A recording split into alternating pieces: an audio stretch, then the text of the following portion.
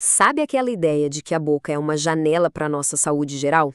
Pois é, muitas vezes é ali que o alarme toca primeiro para problemas bem sérios. Uma manchinha, uma área que não cicatriza direito, podem até parecer coisas bobas, mas algumas delas são o que a gente chama de desordens potencialmente malignas. Mas o que isso realmente significa?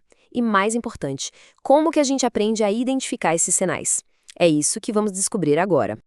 Para organizar nosso raciocínio, vamos pensar num funil de diagnóstico. A gente começa pelo conceito mais geral: o que são essas lesões? Depois, afunilamos para as cores: o que uma mancha branca ou vermelha nos diz? Em seguida, olhamos para as causas externas, como hábitos e a exposição ao sol. Vemos também como a boca pode sinalizar doenças no corpo todo. E, por fim, chegamos na regra de ouro, o passo final e indispensável para um diagnóstico correto. Então, vamos lá. Para começar, um ponto fundamental. Aqui, o tempo joga contra. Identificar uma lesão bem no comecinho pode ser a diferença entre um tratamento super simples e um prognóstico bem mais complicado. Por isso, essa primeira parte é tão importante. Essa é a grande questão, não é? A pergunta que todo clínico se faz quando encontra algo diferente. Pode ser só uma irritação, algo passageiro, ou pode ser o primeiro passo de um processo de transformação maligna. E saber diferenciar uma coisa da outra, bom, isso é crucial. E aqui está a definição central. É muito importante entender isso. DPM não é câncer, mas é um sinal de alerta gigante. É o corpo dizendo que aquele tecido está passando por mudanças que aumentam e muito o risco de virar um. Por isso, a palavra-chave aqui é uma só: vigilância. Ok, agora vamos para uma parte mais visual. Na estomatologia, a cor de uma lesão é uma das pistas mais valiosas que a gente tem. E a gente vai começar comparando as lesões brancas com as vermelhas. Vamos ver o que cada cor nos conta. Bom, as lesões brancas, que a gente chama de leucoplasias, são as mais comuns. A definição clássica é uma placa branca que não sai quando a gente raspa. Muitas delas são benignas, reações a algum trauma, por exemplo. Mas algumas escondem um risco bem alto, como uma variante muito específica que a gente vai ver em detalhe agora. A LPV. Essa é uma que tira o sono de qualquer especialista. O perfil do paciente já é um quebra-cabeça, geralmente mulheres mais velhas, sem os fatores de risco clássicos como cigarro ou álcool. O comportamento dela é implacável, cresce devagar, mas sem parar, e a taxa de virar um carcinoma passa de 70%. E para piorar, ela é teimosa, vive voltando mesmo depois de tratada. É uma condição que exige atenção máxima, o tempo todo. Agora, se as lesões brancas são um sinal de alerta, um farol amarelo, as lesões vermelhas, as eritroplasias, são a sirene da ambulância ligada. E porquê? Aquele vermelho vivo significa que o epitélio, a camada de proteção da mucosa, está muito fino, atrofiado. Isso expõe os vasos sanguíneos que estão em baixo e mostra que o processo de alteração celular ali é muito mais avançado e instável.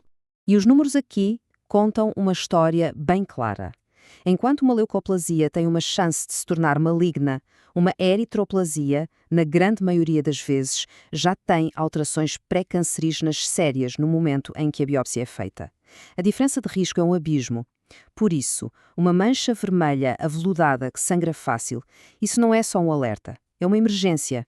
E quando a gente encontra as duas cores juntas na mesma lesão, aí temos a eritroleucoplasia. Essas lesões mistas são perigosíssimas, porque elas combinam o pior dos dois mundos: áreas de produção de queratina, o branco, com áreas de atrofia severa, o vermelho.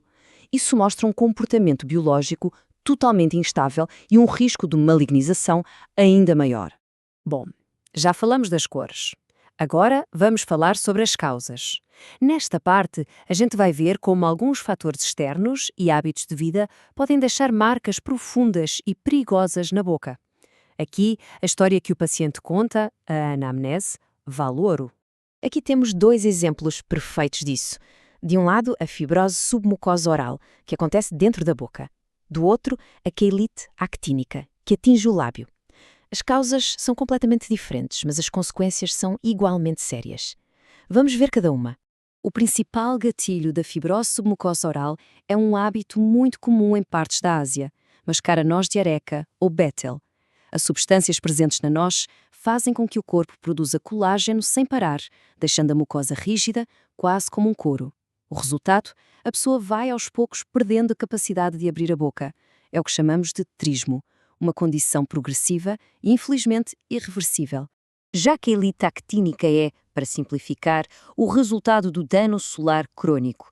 É como uma queimadura de sol, que foi acontecendo ao longo de anos e anos.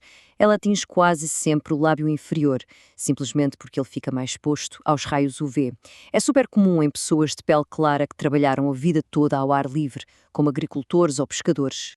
Então, o que a gente precisa ficar de olho? Na fibrose, a dificuldade de abrir a boca e sentir essas bandas fibrosas na palpação são os sinais clássicos.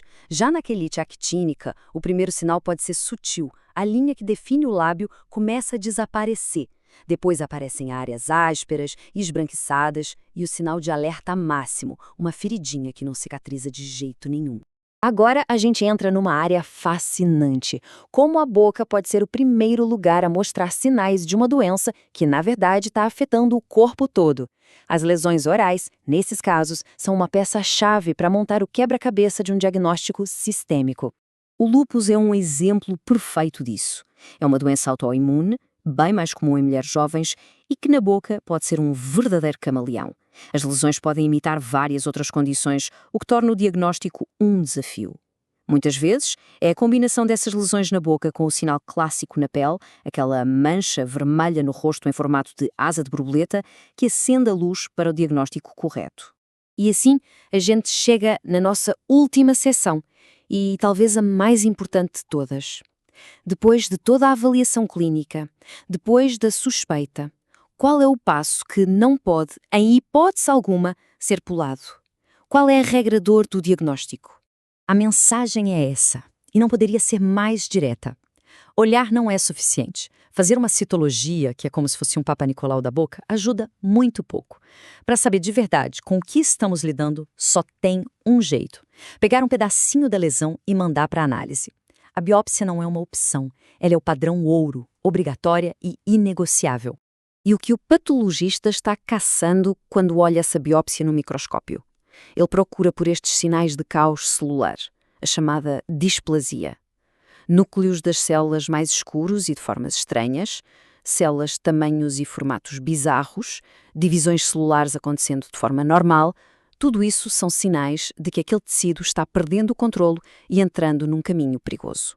E a gente termina com essa pergunta, que na verdade é um resumo de tudo o que vimos.